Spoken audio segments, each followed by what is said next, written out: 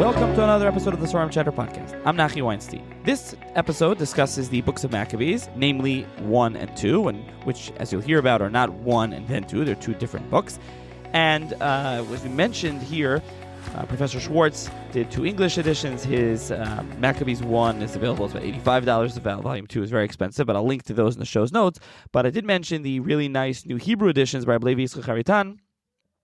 And since this episode was recorded, Volume 1, Maccabees Aleph, is available in Svarim stores in Eretz Yisrael, of course, but in America as well.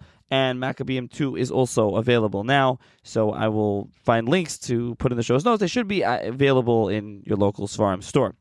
If anyone would like to sponsor an episode of the podcast or to support the podcast or to advertise in the Svarim Chatter WhatsApp community, please email me svarimchatter@gmail.com, or you can check out the links and information in the show's notes below. There will also be a link in the show's notes below where you can join the Svarim Chatter WhatsApp community, where I post information about new books, new Svarim, book deals, and so on. And of course, also if you know about new books, new Svarim, and the like, you can message me and I can put it on there. And finally, if you can subscribe and rate and review the podcast wherever it is that you listen to podcasts. And with that, wishing everyone a Freilich and Chanukah. Hi, everyone. Welcome to another edition of the Svarim Chatter podcast. On this episode of the podcast, I'm going to be joined by Professor Daniel Schwartz of the Hebrew University of Jerusalem, and we'll be discussing the Books of Maccabees. Professor Schwartz has published annotated translations of Maccabees 1 through Yale and Maccabees 2 through de Gruyter, I believe. And there are also more books of Maccabees, which we'll mention briefly, but that's not what the focus of the episode will be. So I'll mention also, of course, the reason for doing this podcast episode and releasing it now is because of Hanukkah, the Book of Maccabees, where we know a lot about Hanukkah. It's come up in previous episodes I've done on the podcast about Hanukkah many years ago, for those that remember Professor Malka Simkovich and Professor Lawrence Schiffman and others. But to focus an episode focused specifically on the Books of Maccabees hasn't been done on the podcast, and I figured it was time to do it. But I will mention that there's other stuff about the time period, about the Hashmonaim, the Hasmoneans, and the Greeks, and the Romans. There's other things going on at the time period that is in the Book of Maccabees, as you'll hear on the episode. So thank you, Professor Schwartz, for joining me. Yes. Thank you for inviting me. I'm glad to be here.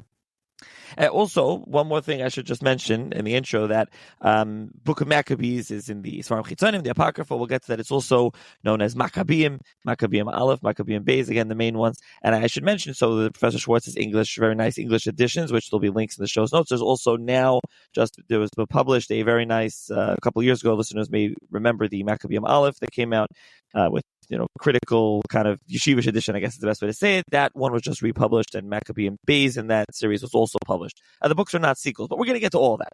So, Professor Schwartz, let's start off. Tell the listeners a little bit about yourself and your background. All right. I was born in Syracuse, New York, in 1952. I was there until I was 9. My father worked for the federal government. Eventually, he was promoted to the central office in Washington, D.C. So I was there for another 9 years in Washington, D.C. until 71 or so. And then I came to Israel, I thought, for 1 year to study Jewish history, and 1 year turned into 2 years, and 2 years turned into 3 years, and it's been 50 some odd years by then. And I've been in the Department of Jewish History at Hebrew University since the day I got off the plane as an undergraduate student. I worked there my entire life, and now I'm a retired professor in the same department. And I don't regret it at all. I had a very good life that way. So how did you become interested in kind of, I guess, ancient Jewish history? Because that's really what you focus on. When I was in Silver Spring in high school, and then I was actually 1 year of college in the States as well at Maryland University, I was taking classes on the side with mostly with Professor Joseph Baumgarten of the Baltimore Hebrew College, which then existed. So I was driving into Baltimore a couple of times a week, and we had very small classes, and it was very infectious. We were reading Dead Sea Scrolls, we were reading Apocrypha, 2 people in a class, 3 people in a class, which is basically why the place folded a few years later, I think, because they couldn't keep their heads above water. But we had a very enthusiastic teacher. He was a world-class scholar. And he got us interested into these things. So after doing that for a couple of years and realizing I was very interested in the Second Temple period of Jewish history, I figured I'd go to Israel for a year because there were more classes you could take at one time, and I would be doing it in Hebrew. So it would be a richer experience, and that's how I got into it, and I never got out of it.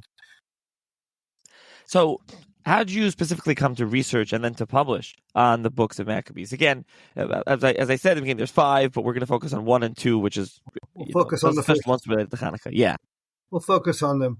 So, in a general way, the first 2 books of Maccabees are among, I would say, the 5 most important historical sources for the study of Jewish history in the Second Temple period. Everything between the end of the Tanakh and the beginning of rabbinic literature is usually either it's got a special author who we mentioned like Josephus or Philo, or we call it in general Apocrypha, Sfarim Chitzonim.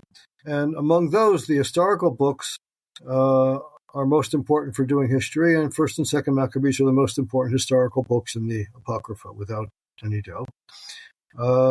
So for years I was an undergraduate and a graduate student of Jewish history of the Second Temple period, and eventually I wrote my doctorate on attitudes towards the temple cult in the Second Temple period. And then I went on teaching as a junior teacher, as a more senior teacher, and specifically what happened, unfortunately, is that for a good number of years, my main teacher, the late Professor Menachem Stern, was teaching the Hasmonean period, and I was teaching the Roman period. So he was teaching 2nd century BCE plus minus, and I was teaching 1st century CE plus minus. And then in that context, he undertook to write Hebrew translations and commentaries on 1st and 2nd Maccabees, and then he was murdered. In 1989, he was murdered in the context of one of the intifadas, and the publisher to whom he had made this commitment asked me and another person to split the Books of Maccabees. The other guy took 1st Maccabees, and I took 2nd Maccabees. And basically, I was doing it to fulfill the project that my teacher had begun. And I got very deeply then into 2nd Maccabees. It took 15 years to finish the Hebrew translation and commentary on 2nd Maccabees. And when you're working on 2nd Maccabees, you're very frequently looking out the other side of your head at 1st Maccabees, because frequently the stories are similar or parallel, and you use one to better interpret the other, or you ask yourself, why do the 2 stories differ from each other, and things like that. So you get into 2nd Maccabees, you got into 1st Maccabees. So I spent 15 years working on 2nd Maccabees, and I had a lot to say by then about the difference between 2nd Maccabees and 1st Maccabees, and I was happy when somebody came along and commissioned me, offered me what I'd like to write a commentary on 1st Maccabees. So I did that as well, and that one I did in English. And then eventually I translated 2nd Maccabees into English as well. And the 2 books are somehow to be read in tandem, or they can be read in tandem, because they are at a difference of a good number of years, like 15 years difference. So I had some new thoughts in those 15 years as well, but nevertheless, both books are about both books. So we'll drill down after this, but let's start off generally speaking about the Book of Maccabees. And I think you can throw in 3, 4, and 5, just at least what they're about, even though it's not what we're going to focus on. But the Books of Maccabees, just for at least as an brief introduction and overview, if you will, for the listener maybe who's not familiar with them. What are they about? Who wrote them? Let's give a brief overview. Okay. So the 4 first books of Maccabees are the main ones. The 5th one is kind of bogus, and I won't get into it. But the first 4 are preserved, and they're part of the sacred scriptures of Christian churches. They were all written in antiquity. They were preserved in antiquity in Greek, and therefore they were passed down from antiquity along with the Greek translations of other parts of the Hebrew Bible in the Septuagint, the Targum HaShivim. And as a result, they all ended up in the Catholic Bible. And when the Reformation, the Protestant Reformation happened in the 16th century, the Protestants moved them into the Apocrypha, which is a collection of books which are somewhat secondary, but nevertheless they're still published within the covers of Holy Bibles in a separate section in the back. 1st Maccabees and 2nd Maccabees are not sequels. It's not like First Kings and Second Kings or First Samuel and Second Samuel. It's rather two separate books on the same period, and I'll focus on them as we go on. Fourth Maccabees, I'll tell you right now, is a midrash of sorts written on Second Maccabees. It's a work which is built on Second Maccabees and deals philosophically with the themes of Second Maccabees. And when I talk about Second Maccabees, I'll say something about those themes. Third Maccabees has nothing to do with the Maccabees at all.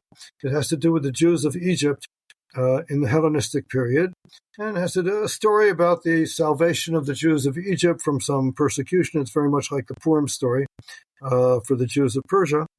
And the only reason it's called Third Maccabees is because the scribes who preserved and transmitted the Greek canon saw they had a book of history in Greek from antiquity, and they filed it together with the Books of Maccabees, so it became Third Maccabees by default. First and Second Maccabees are the main ones which we'll be dealing with, and they're the main sources for the Maccabean revolt, for the rise of the Hasmonean dynasty, for Hanukkah. All of those, they're the main source. Already in antiquity, First Maccabees was the main source, because when Josephus in the first century wanted to write about this period, you can see very clearly by just printing things in parallel columns that he was working with First Maccabees on the table in front of him. Okay, yeah, and we'll get more into that as we go on. So let's pick up with First Maccabees because it's first, and then we'll get to later. Although the English tradition, I think your First Maccabees was published second, and your Second Maccabees published first, right? Yeah. So okay, let's talk about the First Maccabees. As you said, it was preserved through the church and Apocrypha in Greek, but originally it was written in Hebrew, I believe. Yeah. And do we know anything about the author and when the book was written? Okay, the book was originally written in Hebrew. We know that in a number of ways, although the Hebrew was lost and did not survive even in antiquity. The Greek translation survived. We know it was written in Hebrew because the Greek style is impossible Greek style. I've had classes sometimes with Greeks in the class reading First Maccabees, and they are very uncomfortable with it, whereas the Israelis are very well at home because if you know a little bit of Greek, you can rattle it off back into Hebrew, which is similar to, very close to biblical Hebrew. There are also some notable mistranslations in the Greek version of First Maccabees, which you can understand as being a result of the fact that the translator didn't understand a Hebrew word.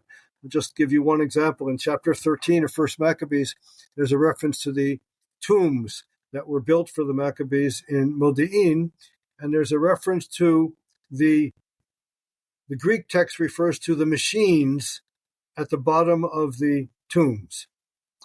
And there's no reason at all that there be a machine at the bottom of the tomb. But if you remember that the Hebrew word machon means foundation, but the plural of the Hebrew word machon would be either mechonim or mechonot. Either way could easily be rendered into Greek as machines. So you understand that what happened is that the original Hebrew referred to the foundations of the tombs, and the translator got it wrong. And that functions as a proof that the book was originally in Hebrew. Second Maccabees was originally in Greek. The First Maccabees was originally in Hebrew.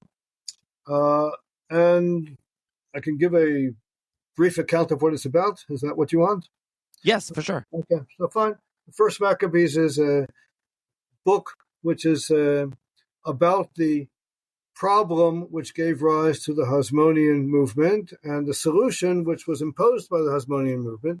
Namely, it's got a very simple structure. The first chapter of First Maccabees simply says, once upon a time everything was terrible because there was Hellenistic rule in the East. Alexander the Great conquered the whole East, and he was terrible. He was arrogant. He was vicious. He was self-seeking.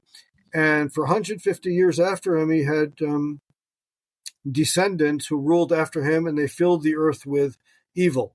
So they're all very bad. And then when he gets to the story he wants to tell, he says, one of them, Antiochus Epiphanes, appeared in the year which we'll call 175 BCE, and he was really terrible. And he conquered Egypt because he wanted to conquer Egypt, and he defiled the temple, and he stole from the temple, and he issued decrees which required everybody in his kingdom to all behave like one nation and to worship Greek gods, and he forbade the observance of Judaism, and he killed people who defied his decrees, and everything was very, very terrible.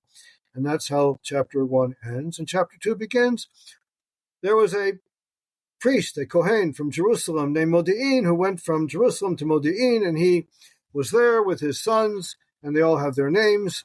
And when a Syrian official comes and wants them to sacrifice pagan sacrifices, they not only refuse, but they don't allow themselves to become martyrs. Rather, they rebel and kill the Syrian official, and they also kill one of the Jews who was doing this, or something like Pinchas, who kills Zimri.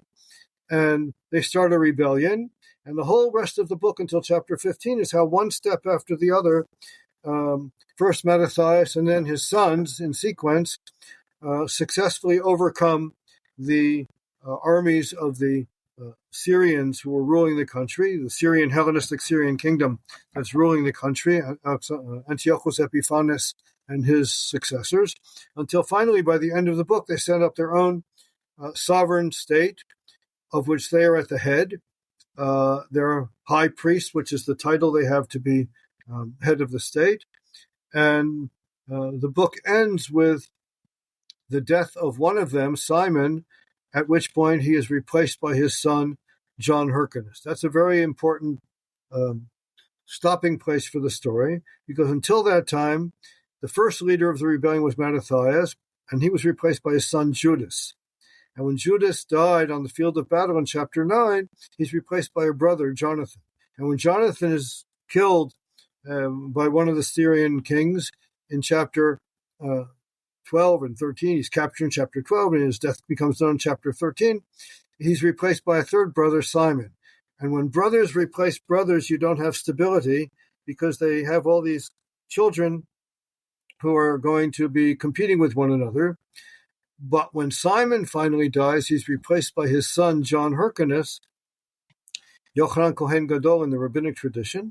And at that point, you indeed do have stability in the Hasmonean kingdom. And in fact, historically, from that point on, it is that particular line of the dynasty that rules the kingdom. Simon, John Hyrcanus, after him his sons Aristobulus and Alexander Yanai, and Yanai's widow, Shlomtzion Malka, and after her, their son. So the book begins with Hellenistic rule, and that's just terrible, and people are suffering and dying, and the temple is defiled. And it ends with the establishment of the Hasmonean dynasty, which is ruling the kingdom. So it's basically problem and solution. That's what the book is about. And I want to pick up on what you're emphasizing there, that the book, at least Maccabees, the author and the book, starts with emphasizing the terrible Hellenistic rule and ending with the, I guess, great Hasmonean rule. So that's important here, and that's important, I think, in your emphasis. I want to pick up on that. But before that, it's interesting that story in the beginning of chapter 2 with Mattisyahu and then, his sons, Yehuda Maccabee, etc. Everyone, like you said, everyone knows that incident and that story and what happens there. And is that incident known from Maccabees 1? Is that the main source for that? First Maccabees is the only source we have, both for Matityahu in general and for that incident in particular. And it's a very important incident for the story because, as I said, not only do we compare what he did to what Pinchas did, but the story itself compares. It says he was full of zeal like Pinchas, and he did to this guy like Pinchas did to Zimri.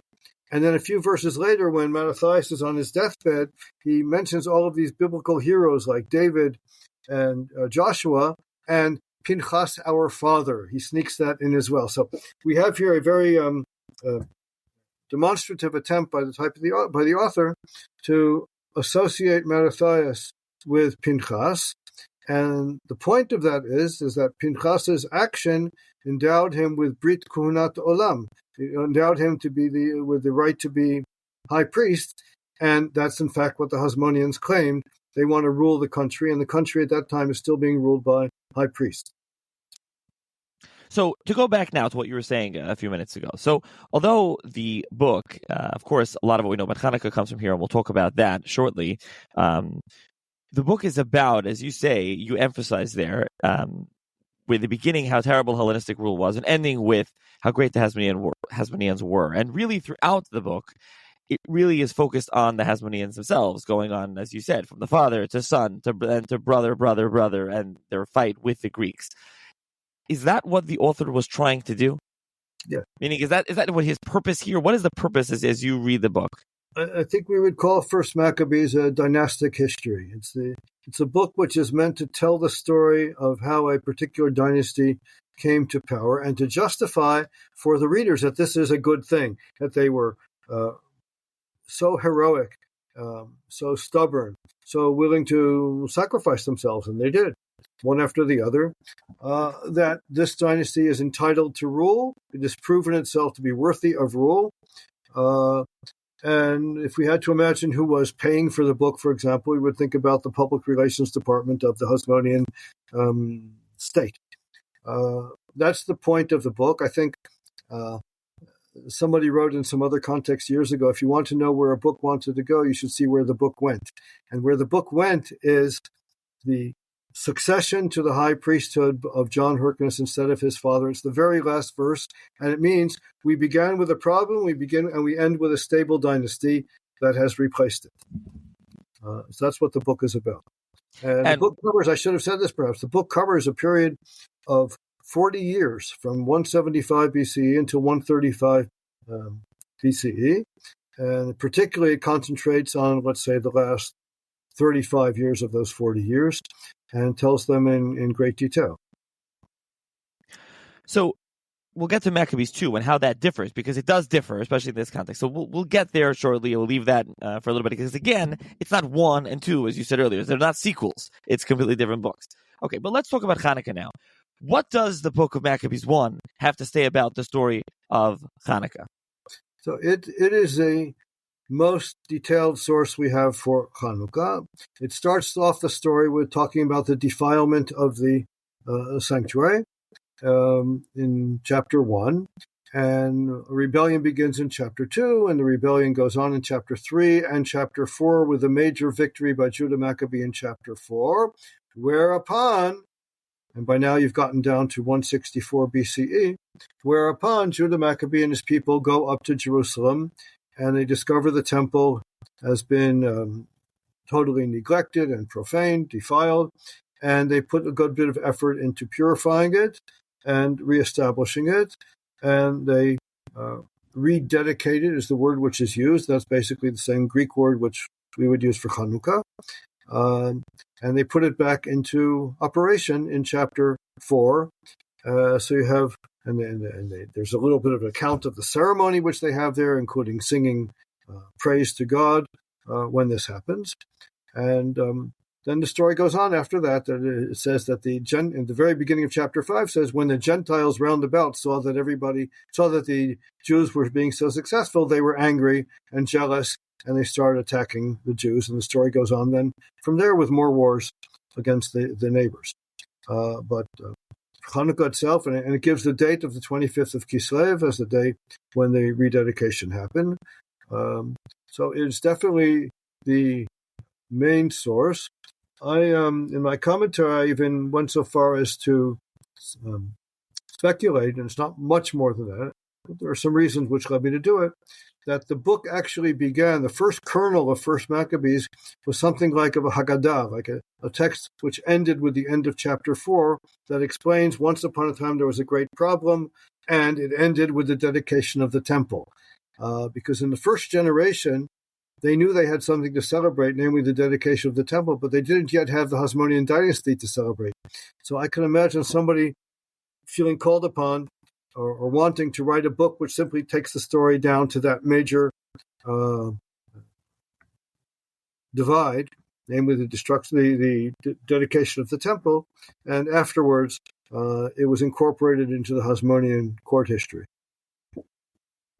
So a couple of things to mention on that. So I'll also refer back to, as I said, your books, Maccabees 1 and 2, especially the English translations, I will link to in the show's notes, of course. But for those interested, again, the Maccabees 1 and 2, the critical yeshivish edition, I'll call it, published through Tzuf by Levi Yitzchak Haritan. So a couple of things to mention there for listeners. First of all, but we mentioned it's Sfarim Chitzonim Apocrypha. He discusses there in his footnote why it's not the Sfarim Chitzonim that Rabbi Akiva is talking about in Sanhedrin that you can't learn. It's clearly not that. He explains that. Another thing to mention here is, what's interesting he mentions there is that many throughout the generations it was used actually by various Rabbanim. Rabbi David Gans, the student of the Maral, quotes it many times in his history work Tzemach David. It's quoted. Taisus Yom Tiv, Rabbi Yom Tiv Lippman Heller quotes it as well. And what's most interesting, maybe most interesting, Rabbi Yaakov Emden quotes it, but Rabbi Yoel Shapiro, the Eliyahu Rabbah, quotes it. A famous question. Everybody knows the famous question of the Beis Yosef, of course. Why do you have 8 days of Hanukkah? The miracle, we know, will go to the Gemara. The Gemara says because they lit the oil and it lasted for 8 days, but the first day it was going to last. So why is the miracle? So Eliyahu Rabbah gives the teretz. He says, well, look in Maccabee. Look in the book of Maccabees. The way he says it, he says, Alanias diet according to me, loy kashem idi. I have no question. The Sefer Maccabee in the book of Maccabees, ubepiyat the Shabbos sheni the Chanukah, and also if you look in Piyutim, Megillah's Tainus, Isal Hedge, it says clearly, Shechanukah be'elu ches yom, these 8 days, Sheyevonim shiksu, v'sasram azbeach, u'banu michadash v'chenchu. The Greeks destroyed the Beis HaMikdash. They came back and they put it back together, and there was the Chanukah HaMazbeach again. The Chanukah Beis HaMikdash. That took 8 days. That's what they did. That's why there's 8 days of Chanukah. That's how the Eliyahu Rabbah this is in Siman Tafresh Ayin Sifal. This is how he answers the question. He says there's no question at all. Look in the book of Maccabees, which kind of brings us to the point as well that we should emphasize here that again in the Gemara and Chazal bring up that the reason why we have Hanukkah, everybody's familiar with this, is the Neis Pach Shemen. They found the oil, they put it back, the Myrrh was lit for 8 days. The book of Maccabees makes no such mention at all. There's no mention in it at all. I'll also quote from Charitan's edition that it says it's not only the book of Maccabees, it's all Israeli sources don't mention it. He says, Psikta Rabasi, Alanisim, Haneres Halalu, Rabbi Lazar Kalir, all the other ones. Nobody mentions this at all. It's just completely absent. Maccabees 2, Josephus, it's not there in any of them. So he brings an answer. He wants to say that, I've said this in the podcast in the past, he quotes someone saying that because in Eretz Yisrael there was no, they obviously didn't quote it. He says to them, this was something, we have this is a klal that comes up. We have, it's a niece that happened all the time. The whole thing about the whole Beis HaMikdash it didn't make an impact on them. Rather, they saw, obviously, the fight against the Greeks and, overcoming them and bringing back the Beis HaMikdash. This was the niece, this was what they did. But as opposed to in Bavel, it was the other way. That's his answer. But Professor Schwartz, I'll leave it to you to discuss. And do you discuss this in the books at all, where the book of Maccabees, there's no mention at all about the Neis Pach Shemen? No, and it's certainly, just picking up what you were just quoting from Charitan, it's certainly the case that I think it's natural that Jews in Eretz Yisrael in antiquity who were either living in the Hasmonean period when they had this Jewish freedom, sovereignty, which had been granted to them in the course of these events, or if they're living after it and remembering it and thinking about trying to restore it, and that had a lot to do with the people who rebelled against Rome 150 years later. They're remembering the Hasmoneans. If they could do it, why can't we do it? And in fact, they couldn't do it, but at least they were being inspired by it. So they had more interest in something focused on the state and something focused thereby on an army, something which, another aspect of First Maccabees, it's very well at home in the geography of Eretz Yisrael. It talks about places they know, whereas it's pretty dysfunctional in a diaspora community to spend much time lionizing Jews who rebelled against a foreign government and successfully overcame it, because if your neighbors hear that's the kind of thing you're getting enthusiastic about, it could be a bad idea. And in fact, if you are doing okay, if you're living well under your foreign government abroad, why should you foster interest in Jewish heroes who made their name by fighting against a non-Jewish government? So it can be understood that in Bavel they would find something else which has to do with the divine providence, hashgacha, as something which is more relevant to their needs and useful, and that's what the Neis Pach Shemen is about. There's another aspect of this as well. So, First Maccabees and also Second Maccabees, they mention the menorah of the temple, but they don't really focus on it. But already by the time of Josephus in the first century, when he refers to the holiday, he calls it the holiday of lights. He calls it in Greek, but it's literally lights. and like Chag HaUrim in Hebrew. And once you have this development of the understanding of the holiday to point not so much to what happened, but rather to how we celebrate it, then you're more interested in stories that explain what's the story of the lights, rather than what's the story of the genesis of the holiday.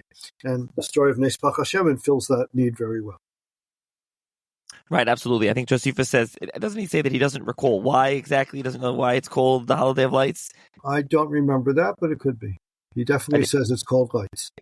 Right, and so again, in Maccabees 1, it really goes through in chapter 4, is it why that they came into the Beis HaMikdash, and the Greeks had defiled it, and they metahar it, and they brought everything back, and as you say, they put back the they put all the kalim, they brought the menorah. It does exactly. It emphasizes the menorah, the mizbeach, etc. So it does go through that, and it does emphasize that they made a Chanukas mizbeach and a whole re-inauguration. So let's turn to Maccabees 2. And Maccabees 2, as you mentioned, was written in Greek originally. It was written. I don't know if you mentioned this. It was written. I think it was not an Israeli book. It was written out of Israel. So there are differences there. Yet, but let's start off. Who was the author? What language was it written in Greek? Where was it written? And what time period was it written? So Second Maccabees presents itself as an abridgment of a longer book. That's the first point. The first two chapters include a couple of letters, which I'll put on the side at least for a moment. But after that, there's a preface in which somebody speaking in the first person, I have abridged a much longer book, which was written by a Jew named Jason or Yason from Kyrene. Cyrene is in Libya today. And it was part of the Ptolemaic kingdom, the Hellenistic kingdom of Egypt. So we had a Greek-writing Jew living in North Africa who wrote a long book about Judah Maccabee and his times. And then the abridger, whoever he is, comes along and turns it into the one book which survived. This happens frequently, that when somebody abridges the longer work gets lost. What do we know about the author? He was evidently a Greek Jew, a Greek-speaking Jew, probably from Alexandria, which is like the main center of Hellenistic Jewish culture in antiquity. Like, if you had to guess today, where does a Jewish book in English come from? You'd assume it comes from New York until you hear some other reason that it might come from someplace else. So maybe it wasn't Alexandria, but it's usually assumed it was, and there's some particular pointers in the book as well towards Alexandria. It was written, I think, in the 140s, namely about 2 decades after the event of Hanukkah itself. Hanukkah itself was in 164 BCE, and I think around the mid-40s, 20 years later, this book was being put together. And it's very different from First Maccabees, both in terms of its scope and in terms of its purpose. It's about the same length. First Maccabees is 15 chapters, Second Maccabees is 16 chapters, but after that, everything is different. And it's different both insofar as it's an originally Greek book. The book was written originally in Greek, and when you write in Greek as opposed to writing in Hebrew, many things are different. First of all, the cultural world, let's say the bookshelf of the author, the world from which he takes his allusions, is a totally different world. In First Maccabees, there are hundreds, literally, of allusions to the Tanakh in First Maccabees. In Second Maccabees, you can count them, I think, on one hand. One cluster of them is very important, but basically you can count them on one hand. And on the other hand, he refers not infrequently to Greek literature. Just to give you one example, Herodotus, the Greek historian, when he wants to talk about an arrogant Persian king, he says that the king wanted to walk on the water and travel by ship through the land. And he tells you what he means about that. I won't get into it.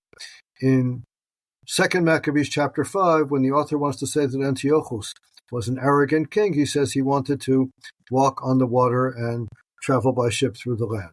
And his readers understood that.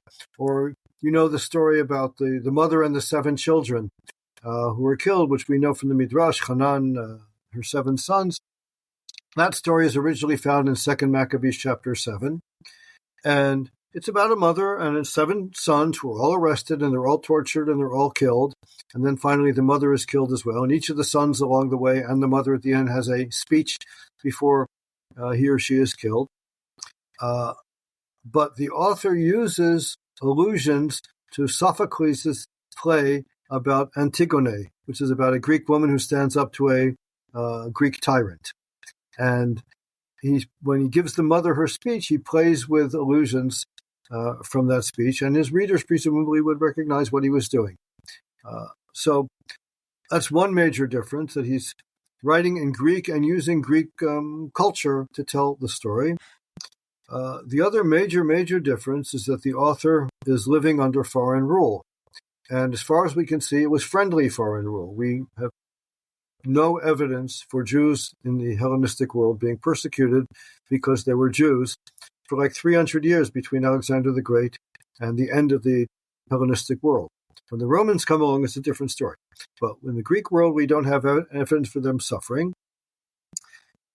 And therefore, if First Maccabees, as I said before, begins with the Greek kings all being terrible, and they're terrible, and they multiply wicked things upon the earth, and Antiochus Epiphanes is just a terrible example in our day of such a people. In Second Maccabees, Antiochus Epiphanes is an exception. He's a bad apple. But how do you know he's a bad apple? Because he deviates from the policies of all of his predecessors and all of his colleagues. All Greek kings honor the Jews, honor the temple, give gifts to the temple. All Greek neighbors love their Jewish neighbors, respect their Jewish neighbors, and we, of course, respect them because we're all people. When I teach Second Maccabees, sometimes I find myself quoting the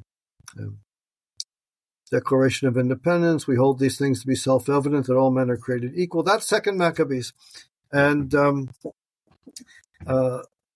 therefore, you can't tell a story of which the bottom line is like First Maccabees' bottom line. We need a Jewish state because our neighbors hate us and the kings of the Goyim are all terrible. But rather, we have to be faithful to the Jewish religion, is what Second Maccabees says. And when we sin, which is what he claims we did, when we sin by adopting Hellenistic culture too much and therefore abandoning to a large extent Jewish tradition, that's what he talks about, the priests in the temple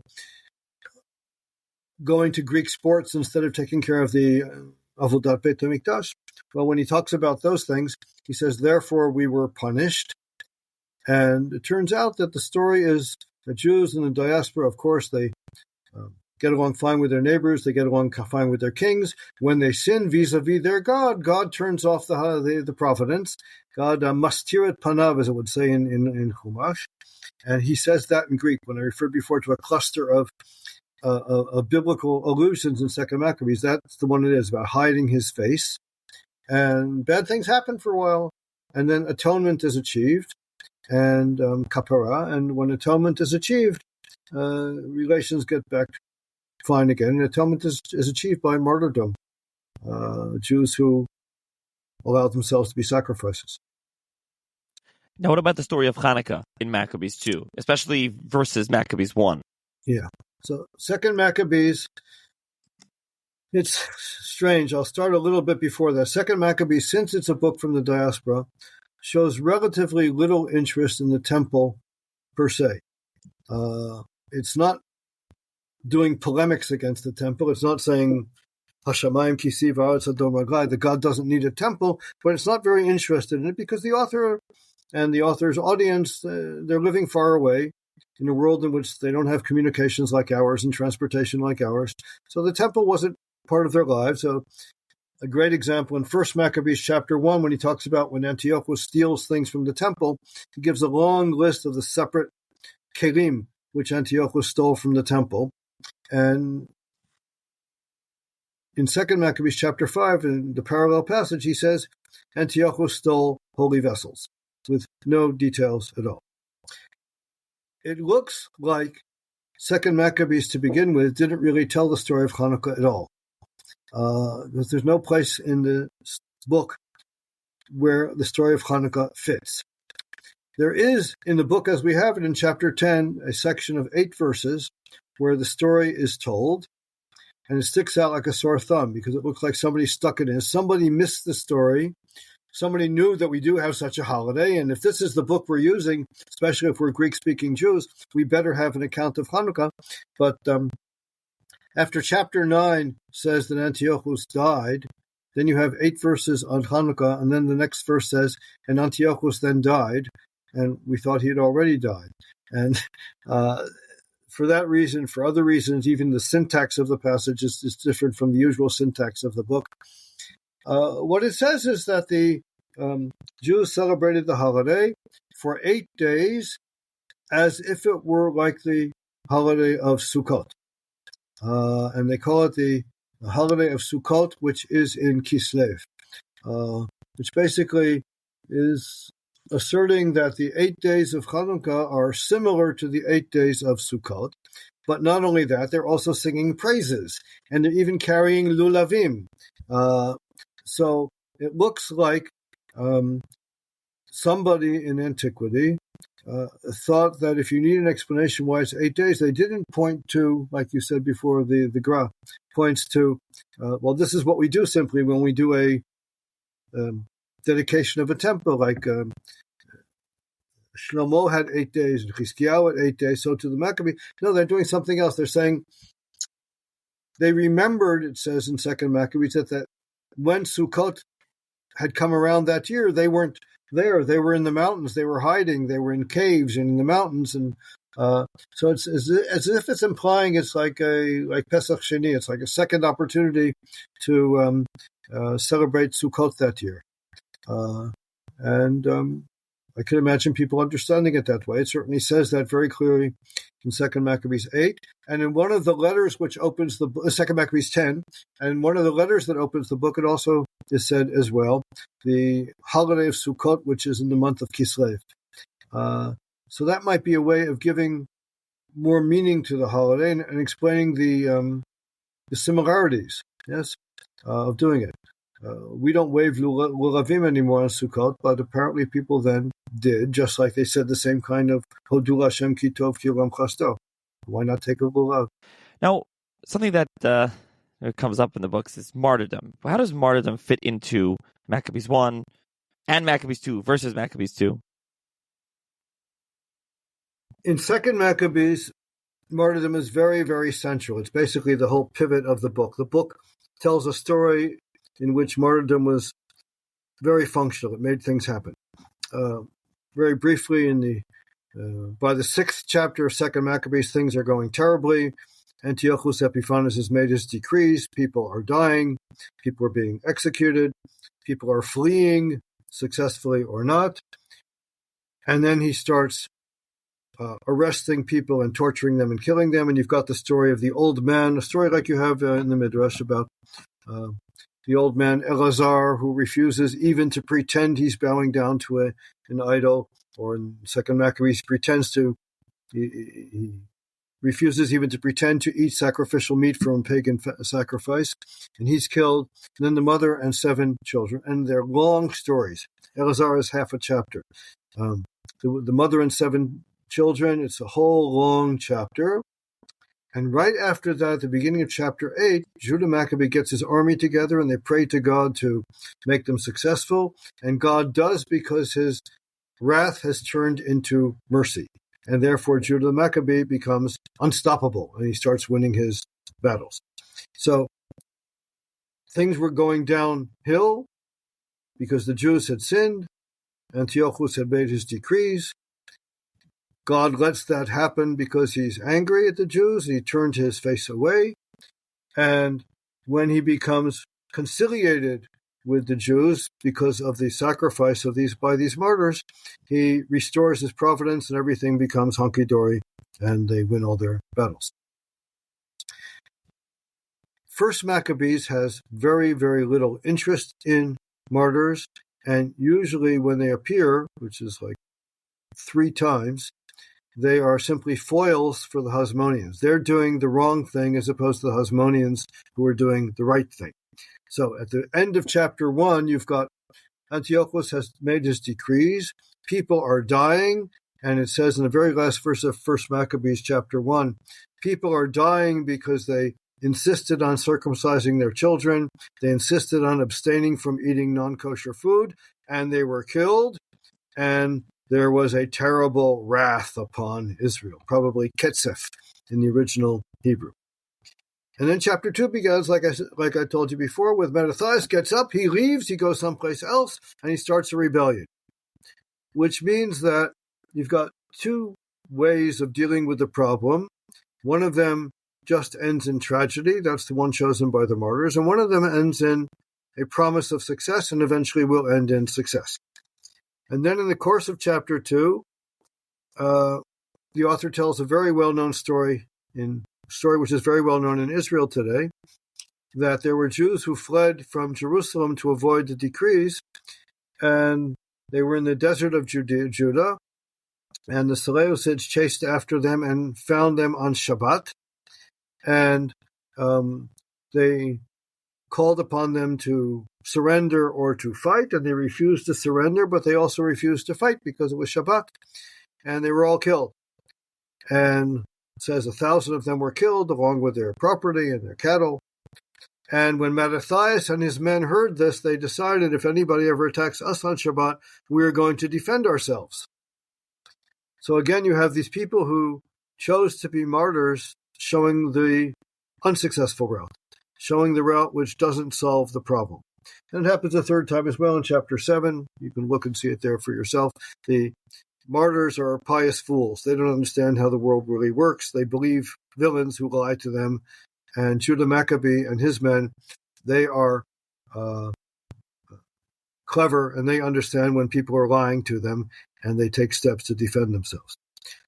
So basically, what you have in First Maccabees is a book which is saying that the way to solve our problems is by putting together an army and fighting our enemies. And if you're heroic enough and willing to sacrifice yourself and put all the required effort into it, you can eventually succeed. And part of the way it emphasizes that is by showing people who take the wrong course, and that doesn't solve anything at all. Their deaths simply show just how bad the situation is, as opposed to Second Maccabees, where their death, in fact, is the solution, because the blood which is spilled, the way Second Maccabees 8 puts it, calls out from the ground to God, and God hears it, and therefore God restores his providence. So that's a major difference between the two books vis-a-vis martyrdom. It has to do where these books are coming from, probably. Right, as you mentioned before, there's a distinction there, and where the authors lived and what language the books were written.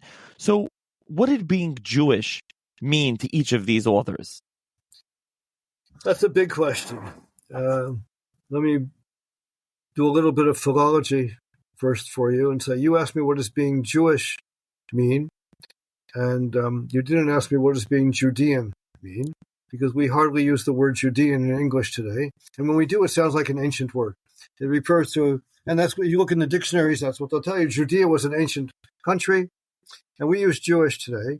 But in antiquity, whether in Hebrew, where you had Yehudi, or in Greek, where you had Judaios, there was one word which has two English equivalents, because Yehudi in ancient Hebrew meant both Jew and Judean, and Judaios in ancient Greek meant both Jew and Judean, because the normal presumption was that if you're a Jew, you must be from Judea, or your family is from Judea, or if you're from Judea, you're a Jew. These things went together naturally, but they didn't really go together in antiquity anymore, because you had a huge diaspora, which means you got an awful lot of Judaioi who for generations are living not in Judea. And I think what First Maccabees indicates is that the heroes of the story are the people who put together an independent Jewish state in Judea, and they are ruled by Judeans, and their citizens are Judeans, and the major category, therefore, is the land. And I think they would be happy if we translated they're talking about themselves with the English word Judean rather than Jew. When you use Jew in English today, it pertains to people either with regard to their religion or their descent.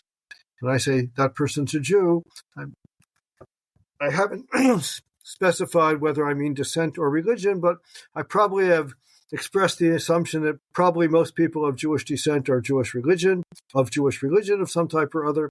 But we know that's not true either, because there are plenty of Jews who by birth who are not Jews by religion, and plenty of Jews by religion who are not Jews by birth. We call them converts, or gerim. But when you look at Second Maccabees, I think for that author, as I would expect from a Jew of the diaspora, being Jewish mostly means being an observer of the tenets and the practices of the Jewish religion. Second Maccabees, I should say, is the oldest evidence we have today for the use of the term Judaism. He talks in Greek about Judaismos, which means Judaism. And he compares it to Hellenism. And like I said in chapter 4, when he talks about the sins of the Jews, is because they've been abandoning Judaismos and going too far in the direction of Hellenismos. They're becoming too much attached to Greek culture and abandoning the Jewish precepts and the Jewish values.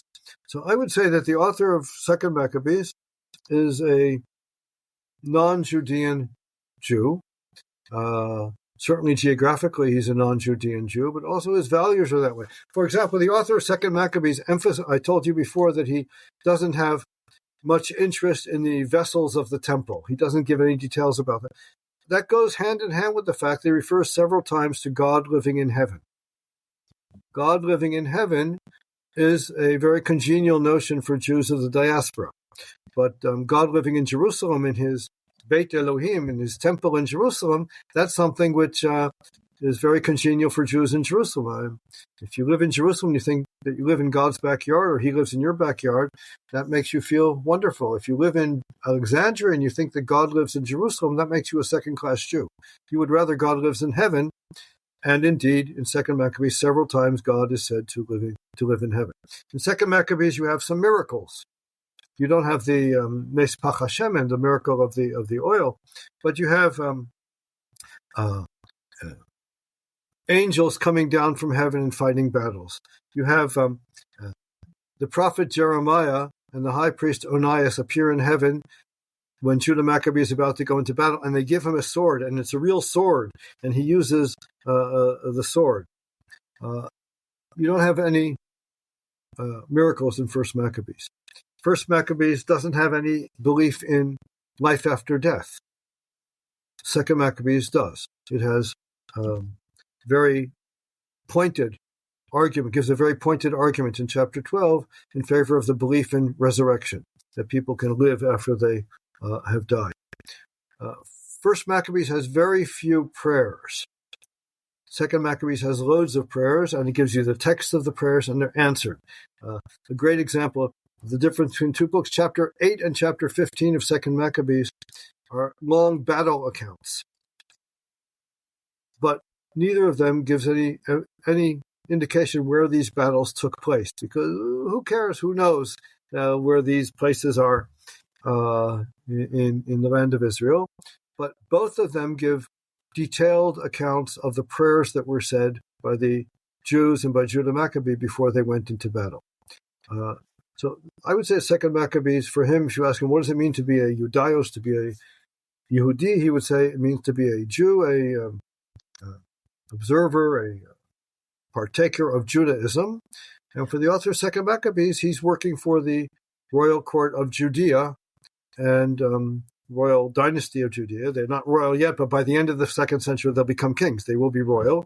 And explaining how it happens that foreign rule in this land ceased, and why it is that the people who brought that about are entitled to rule the land. So it's a different orientation. There's some similarity. I should both note and probably admit that there's some similarity to what we see today when we talk about differences between Jews in Israel and Jews abroad. But there are differences as well. I say I should admit it because obviously I'm an historian. I grew up in the States. I'm living in Israel for decades and decades, and I see things to some extent on the basis of my experience in life. But I think that the books show these things very clearly themselves. So I think we've covered a lot of the differences and the uniqueness of each book, as well as a story of Hanukkah. So just to finish, for the listener, a listener that isn't familiar, what would your advice be to pick up which book of Maccabees? I mean, it could be both, but I know, again, I sent a link to both your books. I know the Maccabees 1 with Yale's like $85. Maccabees 2 is like $360. Maybe it's just the price. They can't, your second book is just not affordable. But I'll still link to both of them. And Charitans, again, are by the way, when this is posted, unless they sell out, they should be. I know there's limited copies coming into America. 1 was just reprinted, 2 was just printed, and they're flying in by air. I mean, definitely in Israel they'll be available. So if someone was just able to pick up something or whatever, if someone was able to pick up, what would you say? When I want to read books like these, the simplest way, for free, in a responsible translation, you just go into Google and you write RSV space UMich, UMICH, because the University of Michigan has the Revised Standard Version of the Bible, which is a responsible Christian revision of the King James Version, a 20th century revision of King James. And it's usually taken to be the very square translation, it doesn't do adventurous things. It doesn't go off, whatever the word, doesn't take chances and things like that. It's and it's accessible for free on any computer, just like all the rest of the English Bible on that website. And if you read First Maccabees, it's going to be a book about battles and wars and Palestinian geography and things like that. You read Second Maccabees, it's going to be a book about sin and persecution and atonement and martyrdom. And they complement each other, because the fact is, for all of us Jews, there's some of us going this way and some of us going that way. Okay, so I'll try to add that to the show's notes and check it out. Of course, as you mentioned in the King James Bible, because it's preserved, as we mentioned, it was preserved by the church, and only now, later on, we're able to recover and reclaim these books and be able to read them. So I'll link to that. I'll link to your editions. I'll link to the other Hebrew ones, and everyone can check it out. And hopefully, it will enhance just again about Hanukkah. Learning about what the books say about Hanukkah, not only what they say about Hanukkah, but also about the time period. You can enhance your understanding of Hanukkah when you can read about what was going on before the Yom Tov of Hanukkah and then Hanukkah and then after. You can understand the time period better. You can understand the context of what was going on with the Jews in the land of Israel. So there's that. And thank you, Professor Schwartz, for joining me. Thank you very much to you, and happy Hanukkah. Happy Hanukkah to everybody. Happy Hanukkah.